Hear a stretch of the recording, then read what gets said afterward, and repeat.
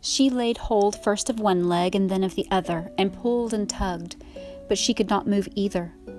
She stopped to take breath, and that made her think that he could not get any breath. She was frantic. She got hold of him and held his head above the water, which was possible now his hands were no longer on the hole. But it was of no use, for he was past breathing. Love and water brought back all her strength.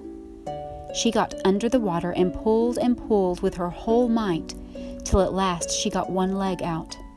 The other easily followed. How she got him into the boat she could never tell, but when she did, she fainted away.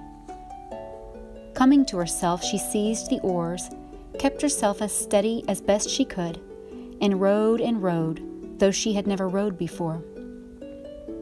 Round rocks and over shallows and through mud she rowed, till she got to the landing stairs of the palace. By this time her people were on the shore, for they had heard her shriek. She made them carry the prince to her own room, and lay him in her bed, and light a fire, and send for the doctors. "But the lake, your highness," said the chamberlain, who, roused by the noise, came in his nightcap. "Go and drown yourself in it," she said.